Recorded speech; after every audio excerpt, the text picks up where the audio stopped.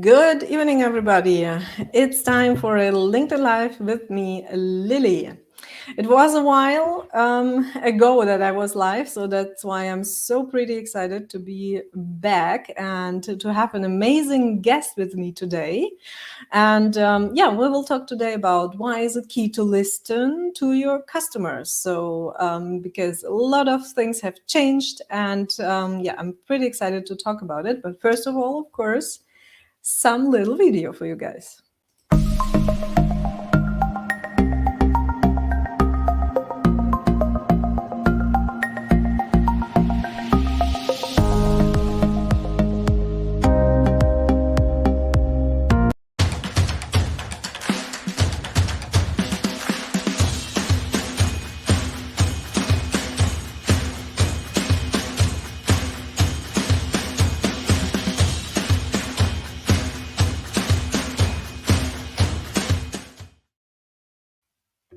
Yes, and so who is my guest today? I'm really excited to welcome Taru Aalto from Finland. And Taru is in charge of partnerships at Lumoa, a customer insight platform based on AI. And both customer experience and UX are close to her heart, and she's spent most of her 20 plus years career getting the heads of customers and users, or getting into the heads of customers and users.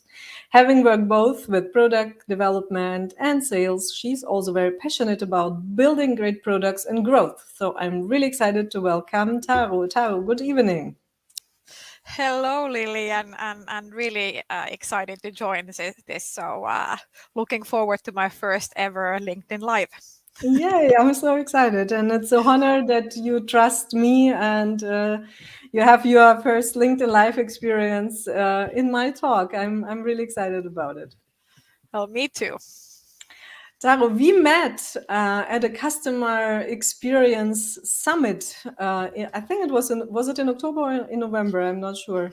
Time flies, probably somewhere in between October, November, that time frame. Yes. Yeah, and so we got connected, and we thought, well, why not talk about a really important topic? Why is it key to listen to your customers? Because so also from my experience, a lot of companies don't do this, or also a lot of customer service representatives are not doing that. What do you think? Why? Why are we not listening to our customers? Very good question. I think probably because of practical reasons, because your days just get busy solving the fires, and then you forget to kind of really look at long term and how you build success in long term, and that's when you really need to listen to your customers. So it's probably that. Or then other thing that I notice when I'm talking with different companies and customers and so forth is, of course, that you need to set up a structure to find ways to listen. It's not necessarily trivial. So you need to figure out what are the real kind of touch points. Where can you actually hear the voice of the customer? And then if you hear it, then you need to also act on it. So then that's the next step you need to worry about. Absolutely, execution is key. But so I received a question in preparation for this. So people were asking, how can I find out what my customers expect from me? How can I do that? Very good question. So looking at kind of, I of course look at this from a point of view of Lumoa. So we help customers to collect customer feedback at different parts of the customer journey. So I would approach this from the point of view that I would first want to understand the typical journey of my customers, look at how they move from kind of discovering my product or my service to buying it, using it, and requesting support. And then at the different parts of the journey, asking them feedback, providing them a channel to give feedback.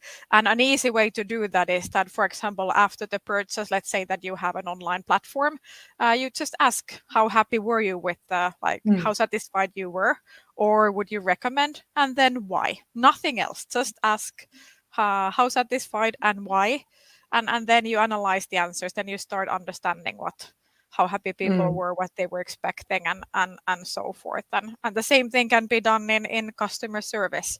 So after kind of you've had a contact to your customer support, after that you can trigger a survey asking about the satisfaction, and then mm. you they will tell you. So if you provide a channel, they will very likely tell you that if you're not meeting the expectations. Mm. I was, as a preparation for today, I was reading a really nice study, and the study said that 96% of customers say that customer service is important to their choice of brand loyalty. And I also think that's really important to give customers an opportunity to give a feedback, as you just said, because I mean, of course, we are tend more if we are not happy to go outside and say, "Oh, this was a bad service," or "This was a bad restaurant," or whatever. But if the experience was great, we are tending not to do it. And I think also with immediate request over a bot or a survey, then you have the customer at the point of the experience, and if they say, "Oh well, that was really good, so I will definitely recommend you further," so then you can have this feedback more immediate, I would say. Would you agree? Totally agree. It's all about asking the right questions at the right moment when the experience is fresh in your mind. If you then ask like, how was the experience on your website, or how was this kind of the attitude of a sales Mm. kind of a customer service representative 2 months after the event, how can you really remember? So Mm. so it's key to ask those right questions at the right time. But I would also want to highlight the importance of the like, because then customers love to, of course, tell you that if they got a really good service. But also, if you kind of they had a bad experience, and your customer service replies to that and reacts to that fast, kindly, and Mm. resolves the issue for them, they can become huge promoters for you, because they can tell, hey, I had this issue, but they were amazing fixing this for me. And I also kind of always want to highlight that it's everyone makes mistakes. When you as a company recognize those, you tackle those, you fix that for that customer, and then you also take the insights to improve your processes, so that maybe your customer even notices that, hey, they listened to me, they're fixing this. So what Mm. is better way of getting a promoter, making one of your customers or several customers a promoter, than really listening to them? Absolutely. I just made a note, so that's why my head was down. So, uh, yeah, absolutely agree. And I mean, the customer is already there, and they already bought. And I also think that the customer requirements have kind of changed during COVID. So post-COVID, middle of COVID, we don't know where we are right now, but they are also more willing to give feedback or to share data, to share informations as well. Because I don't know how it is in Finland, but in Germany, this all data protection topic is really big. And if I think back 2 years back, so people were not willing even to share their positive experiences with businesses as well, and say, "Oh well, this is my privacy," or "I don't want to do it." But now also with this digitalization step and people more opening up to the online world, so to say, I have the experience that people are more open to share and also to communicate with business. So also like looking back 2 years ago, people were confused over bots, but now they are more used to it, and they communicate with them. Do you have the same experience also with Lumoa? Yes, definitely. So I think it might be partially because of COVID, because what I see COVID bringing, it kind of sped up the digitalization of many industries. But on the other hand, the digitalization itself is maybe one of the key reasons why people are now more and more open to this. But while I think that people are then more willing to give information, they also expect that if they are granting you information about who they are and what they do, they also expect that you kind of then use it for their best benefit in a way. But yeah, so definitely see this, and I think what we see also is that the whole concept of digital customer journey, and companies looking at the kind of the how the different customer journeys, the digital customer journey, the physical customer journeys, and all of this, how they are merging, how they're linking, how people are kind of jumping between the different journeys, and all of those is changing. Both companies are looking at them more holistically, but also customers are expecting that when they are moving from the physical world to the digital, they're kind of treated in the same way. Absolutely. And maybe this is a good question to our audience. So, to everyone who is now live with us or later watching the review. So, just drop a comment. So, what is your experience? So, also from your side as a customer. So, we are all customers in our private lives as well. So, what is your experience with, do the companies you are interacting with listening to you as a customer, or what has changed also within you in the context of interacting with businesses or with interacting in general in the digital world, so to say? So just drop a comment now, then we can also share it live, or if you are watching it in the review, then we can also answer to it. And but talking about digitalization, so is it really digital first now? Would you say yes? I think many are now jumping, like I briefly already mentioned, the kind of looking at the digital customer journey. But I think at the same time, companies are realizing that you cannot control, like if you have a physical, like if you're, for example, retail store, so you cannot control how the person jumps between the different touch points. So they might go browsing online, then they might go try out the dress in the shop. They might buy there, or they might go back and even purchase it from another place. So people jump between the different journeys, and I think looking at it holistically is really key. That said, of course, the digital side is new for many companies, especially kind of those that are going through a transformation. So of course I understand that then you take a really kind of close look at that so that you get a good understanding. But I think what's exciting with the digital is the possibilities you have for collecting feedback, because if the customer is there on the digital journey, you can kind of really customize the way you collect feedback.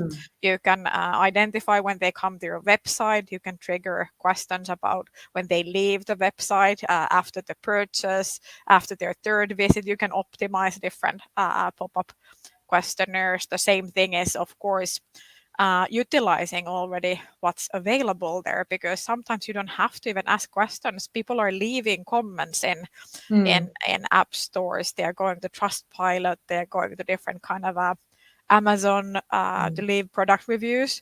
So those are great source of customer feedback that are there in the digital world, just for you to capitalize on.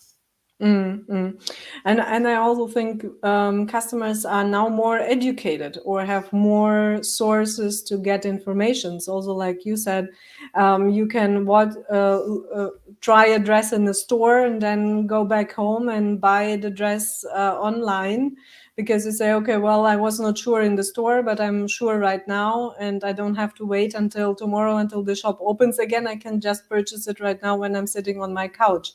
And I also think that companies have to rethink their customer journey. So they have to have different paths, so to say, for their customers, and also different touch points, because you can meet the customer online, offline, hybrid, so in different ways, and to be ready to give the information the customers need. I think this is a big challenge for companies. What do you say? I agree, but of course, like in any improvement, I would always approach it step by step. So you don't have to think that you have to solve everything at once. Start by identifying, kind of just mapping the journey, and then start improving things kind of touch point by touch point, step by step, and then kind of really taking over how everything is done. Often kind of if you try to do everything, it's really overwhelming, and like most companies, there's like 30 things you could do better, but it's about kind of calming down, taking systematic approach, help kind of using different kind of tools, such as the kind of the AI tools that are out there to help you identify where the biggest pain points for your customers are. And then just step by step, setting up targets quarter by quarter to solve the issues that your customers have. And then you're on the way to systematically improve customer satisfaction. Mm. And I also think many companies, they have still this inside view. So they are still thinking, we have always done it like that, or our customer always reacted like that. And I think it's also important that companies take the customer's view instead. So always think about from the view of a customer. Do you have a tip for companies how they can make this transition also step by step? But how could companies who have never thought about a customer, like the person or the persona who is normally telling them how they should run their business to be successful and to really have the sale at the end of the day? So first thing, stop thinking you know what your customers want. That's the first absolute step. And instead ask them and listen. This is a very common topic that I've had with many colleagues from other companies working in this area. So almost always when a company starts to collect unbiased feedback, they are surprised by what is the biggest issue. Mm. So there's always a surprise, and it's because you need to find a way to get unbiased voice of customer, Mm. because and every one of us is guilty of that. You always think through your own experience, oh, this I should do like that, but you're just one person and you're probably not necessarily even a customer of your company's products. So you should forget that. Of course, good to kind of take advantage of the experience you have gained along the way. Mm. But if you really want to start improving based kind of to make your customers happy, you forget your biases and all of that, and you start collecting unbiased information. And with unbiased, I mean, again, like I was giving earlier an example, let's say after the purchase or the customer support call, a simple question, either how satisfied you were or how likely you are to recommend us to your friends or family. So typical Mm. CSAT or MPS question, and simple why. Don't try to lead Mm. them to kind of tell you about this and that. Just ask why. And then they tell you, and then tools utilizing AI can analyze the open-end answers, tell you how much exactly different things are impacting the KPI that you have, and then you can start Mm. improving. So don't try to kind of make too many assumptions, but rather focus on where you should collect and how you should ask the feedback, and then let the tools do the rest for you. Yeah, and you just mentioned AI, of course. So how can AI, I have written here influence, but I think support is the better word here. So how can AI support me in building my customer experience or the customer journey within my company? So you mentioned a few tools. Lumoa is doing a lot of things in that direction. So yeah, how can it help? So there are, of course, multiple different ways to kind of utilize AI in customer experience. One, of course, a really growing field is utilizing creating chatbots. And I think in the beginning there was a lot of issues with the quality of chatbots. I think we are getting much better with that overall. So there's clear improvement there. Kind of also AI can direct the contacts to right people in the customer support and so forth. What we do at Lumoa is then more help companies analyzing the turning feedback or customer conversations into actionable insights so that you can actually start improving your customer experience. So what we do is, let's say that you have customer support conversations, we can analyze those, we can tell you exactly what people are talking about, how they are talking about it, what are the most significantly kind of negatively impacting your customer satisfaction and what are positively. So AI tools help you do this, what you typically did manually. So all this kind of old world of manually tagging feedbacks, or the same way that it's in kind of when you have a chatbot. So the most common questions you don't have to have a person to answer. You can utilize the chatbots to do that for you. Yeah, great. And I also think like chatbots is a great opportunity to really figure out, or because you have different answers, opportunities, really go deep in a conversation with your customer, or really bring the customer then to the right place within your company, to the right person they really want to talk to, and not going back and forth. So I had a few days ago a really bad experience with bad customer service, so to say. Just an example, I was calling a hotline. I was waiting 8 minutes, and then a person was on the line, but then I was kicked out. And then I had to call again, Yeah. and to tell my whole story again. And I was just hoping not to be kicked out again, because it's so time consuming, especially Yeah. when you wait in the line. And the way around, if you could use a bot, you could really tell, okay, this is my customer number, this is what I want. And then you would be directly brought to the right person, or they would call you back immediately. So that's why it's a really time saver and customer satisfaction thing. But Yeah. what tools are there else there, despite a bot, which can help me as a business, as a company, to listen to what my customers are saying? Of course, using your ears, it's always good. Yes. Yeah. These But days it's what not kind of tools? kind of not so much about using your ears. I think from the voice Yeah, we are moving to text. So yeah, yeah. it's more about reading, and the challenge being how do you find the time to read. But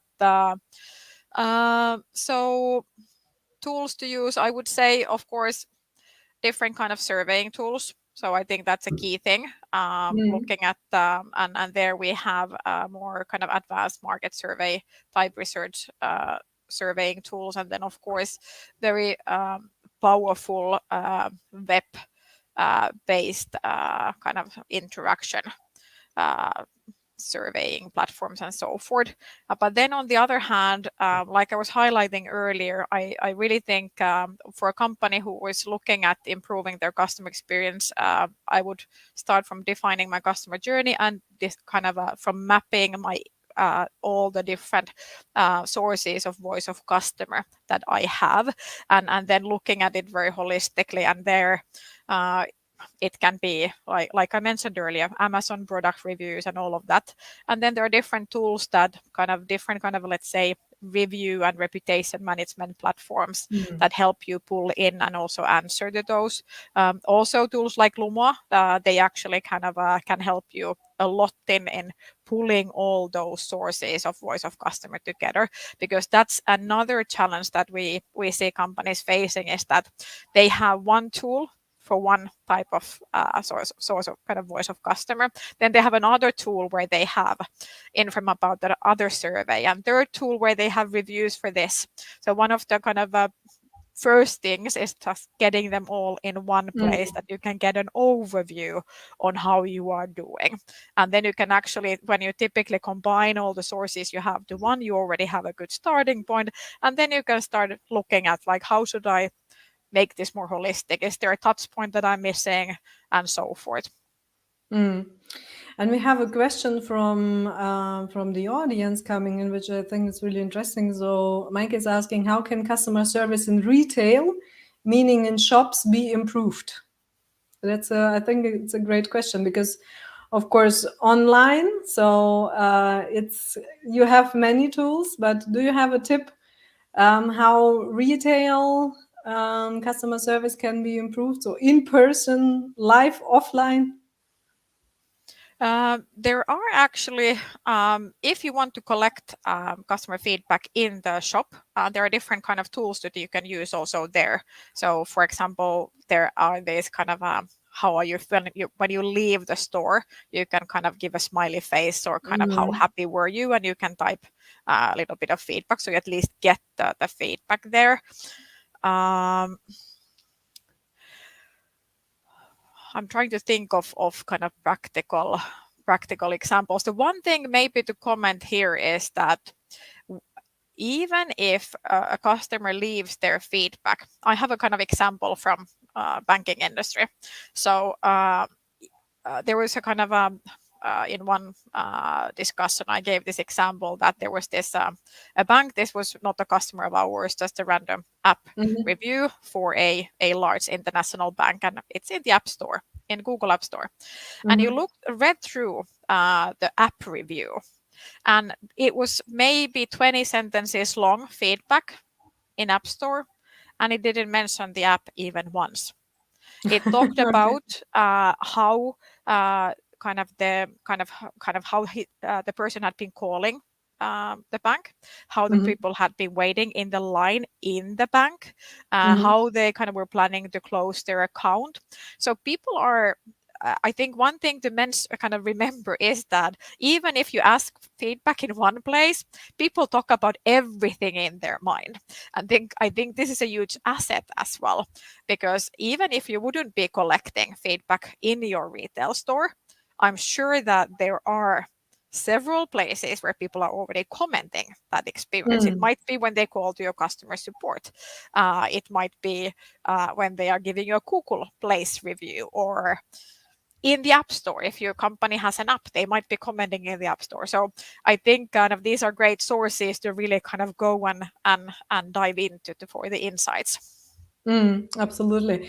But also taking under consideration the title of our talk, why it's key to listen to your customers. So if you are a worker in this retail store and you hear customers talking to each other, or what I also think it's important, if someone is coming to you and asking, hey, sorry, where can I find, I don't know, dough or sugar, that you are not looking like, oh, well, I don't know, oh no, the customer is asking a question, but be open and greeting and show the customer that you are happy that they are there. I know it's really difficult, especially in retail nowadays before Christmas. It's like really crazy, especially in the supermarkets.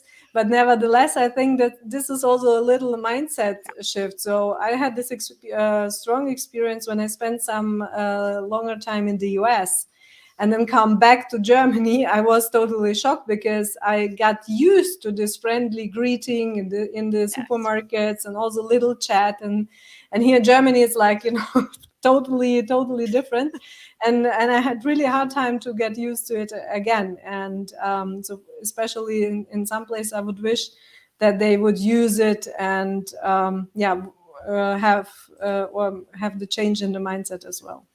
Yeah, I totally agree. And I think it's very much the same in Finland. So I know what you definitely mean. And no matter if you're dealing with your customers in the digital or in the physical world, it's all about kind of manners, approaching people as people, really kind of genuinely wanting to help them. But yeah, so like you comment, the COVID time is not making it easy because everyone is trying to keep up. Because in customer service, you go too close to the customer, you want to Mm. smile to them, but if you have a face mask on and you're supposed to keep distance, it's not the easiest place at the moment. So kind of um, a smile takes you far, I think, and Yeah. responsive I, attitude. I I want also to quote the study I was reading today: lead with kindness, and you'll enjoy the best loyalty in business. I think that's a really good saying about that. Taro, I have one last question because I think you, as an expert, you can help a lot of people out there answering it, because many people were asking me as well. How should companies start to establish a customer experience? So how can they start? So how, a company having nothing in place like that, but realizing, oh, we should do something about it. So do you have a tip how they can start? So first thing is that everyone has a customer experience. It just might be poor and they don't know what it is. Good Because point. if you have a customer, you definitely have some experiences. Yes, So absolutely. kind of a very good question. So I think I might be repeating myself, but I always like to think customers experience as a journey. So really kind of understanding our customers, who they are, understanding their journeys, understanding their pain points along that, and then systematically starting to develop that. It is kind of, and you can select, like I mentioned earlier, one touch point or part of the journey one by one. So whether you can start from customer service, getting the right tools in place. First of all, setting the targets, setting the kind of finding the ways to measure, and then finding the right tools to support that, and then doing it step by step. I think key thing to becoming really customer centric in your as a company is that you don't make customer experience a topic of just one person, but you make it a company wide topic. You share the insight that you're gathering as widely as possible. You expose to people the feedback. So it's not just the kind of insight team. It's not the support team only. It's not the management only. It's really everyone's business. And when people actually know what's going on and what are kind of the burning topics in the minds of customers, I think most of us has a natural tendency of starting to act based on the feedback. So I think I don't know if it was a full answer, but that's kind of the first things that come to my mind. Mm. Yeah, I totally agree. So this is exactly what I'm doing right now with the company I'm with right now at the moment with Inviria. So I'm building up a customer service department, but first of all, of course, we wanted to figure out, okay, what's the situation with the customers? So what are the feedbacks, and are they happy? Are they not happy? So we did a survey with them. And this is really interesting. And so my next step is also to educate the whole company about it and letting know, okay, these are the results and this is what the customers are saying. So, and really sometimes it's totally brutal. And I'm really curious to see the reactions of the people. But I think this is the only thing which will also help to straighten the mind towards, or make it aware that, okay, this is what is going on and I have the influence of it. I can influence it, because then, of course, afterwards you can do again a survey. You can figure out, okay, have the things we have established helped us to change? And then if you see a growth and you see the change, that's really beautiful. So, and I think that's a good start, and should be the first thing, really, to figure out what are my customers saying, and yeah, how do they like the experience with my product, my service, my company, the people who are working within my company.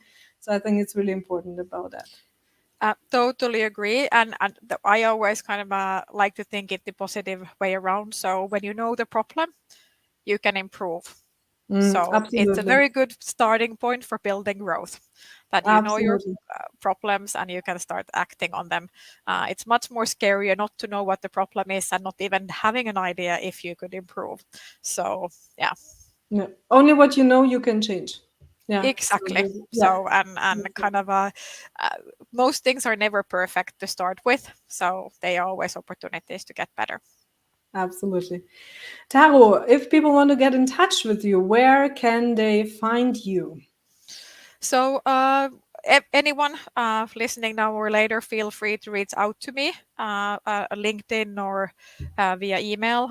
You can also check out Lumoa. So lumoa.me is our website, and we actually offer free trials as well. So if you want to figure out what your customers are telling you, and what are the key root causes of your potential issues, just sign up for a free trial, and we'll get started from there. But also feel free to reach out to me over LinkedIn or email. So always happy to chat about the topic that's very close to my heart, listening to your customers.